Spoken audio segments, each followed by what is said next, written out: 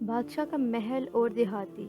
अस्सलाम वालेकुम new viewers, channel को सब्सक्राइब कर दीजिएगा और वीडियो को लाइक कर दीजिएगा। तो चलते हैं अपनी स्टोरी की तरफ।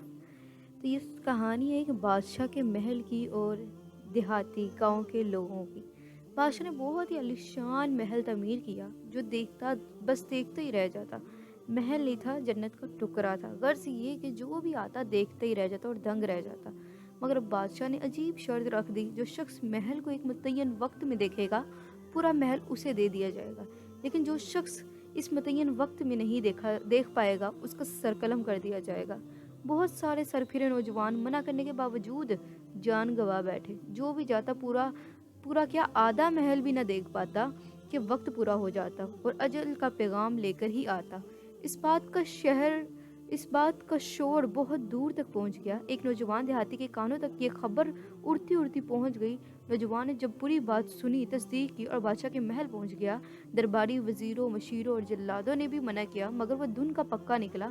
इजाज़त ली और मुतय्यन वक्त दे दिया गया। नौजवान महल में पहुंचा दिया गया। नौजवान ने एक सिरे से लेकर दूसरे सिरे तक दरो दीवार, कमरे, राहदारियाँ, फानूस, कमकमे, कलीन, सोफे, तलाबगर्स हर चीज़ उसने देख ली और एक चीज़ कर पहरे में देख ली और वक्त ख़त्म होने से पहले ही बादशाह के रूबरू पेश कर दिया गया। बादशाह और तमाम दरबारी गोया सन्नाटे में आ गए। बादशाह ने कहा, नौजवान, मैं अपनी शर्त पर कायम हूँ।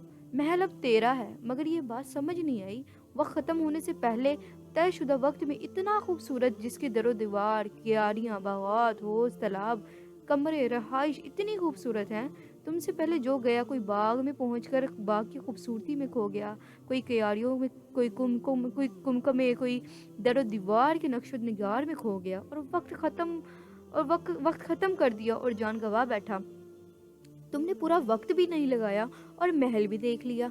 नौजवान ने बादशाह की बात सुनकर भरपूर कहका लगाया और कहा, बादशाह सलामत, मुझसे पहले जितने लोग भी महल देखने आए सबके सब परले दर्जे के बेवकूफ़ थे, जो महल की खूबसूरती में खो गए और जाने गंवाते रहे। बादशाह सलामत, महल के सदर दरवाजे से अंदर दाखिल होते हुए मैंने अपनी आंखें नीमो करवा ली थीं और पूरा महल आंखें बंद करके दिखाया।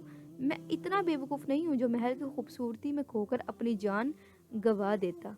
बादशाह सलामत, अब महल मेरी मलकियत है, मैं इसे जी भर कर देखता रहूंगा। दोस्तों, वो महल नहीं, दुनिया है। बादशाह वो करीम ज़ात है और महल की खूबसूरती जिसमें वो खो जाने वाले हम इंसान हैं, और नीम आंखें वाले यानी कि वो दाना और कामयाब इंसान हैं जो इस दुनिया की खूबसूरती में खो नहीं जाते, बल्कि बामकसद ज़िंदगी गुजार कर अल्लाह के हजूर पहुंच जाते हैं।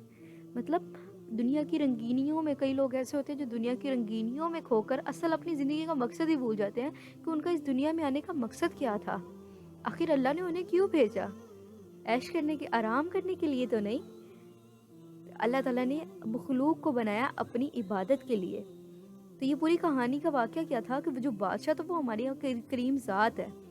ठीक है, इस वाक़या में ये बताया गया कि अल्लाह ताला ने हमें बनाया, हम इस दुनिया में आके इस दुनिया की खूबसूरती में इतना रंगीनियों में खो गए हैं कि हमें अपनी ज़िंदगी का असल मकसद ही भूल गया।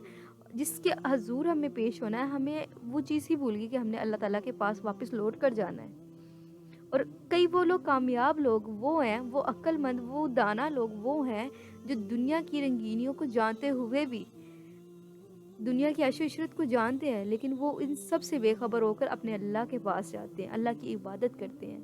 और कुछ हम जैसे बेवकूफ़ इंसान हैं जो दुनिया की रंगीनियों में खोकर अपने अल्लाह की ज़ात को छोड़ देते हैं, अपने अल्लाह के हजूर इबादत करने से पीछे हो जाते हैं। तो अल्लाह ताला से दुआ है कि अल्लाह ताला हमें इस काबिल बनाए, हमें इस्तकामत दे। हमें हर वक्त दुआ करनी चाहिए कि हमें तौफीक दे, हम नमाज़ पढ़ें, कुरान पाक पढ़ें, अल्लाह की बताए आप वसल्लम की बताई हुई सुन्नतों पर अमल करें, ताकि कल रोज़े महशर हम अल्लाह ताला के सामने जब पेश हों तो हमारे अमाल नामा हमारे दाएं हाथ में हो, हमें रोज़े महशर शर्मिंदगी ना उठानी पड़े। इसलिए अल्लाह ताला से दुआ है कि अल्लाह पाक हम सब पर अपना रहम फरमा और हमें दीन की राह पर चलने की तौफीक अता फरमा। आमीन। दुआओं में याद रखिएगा। अगर वीडियो आपको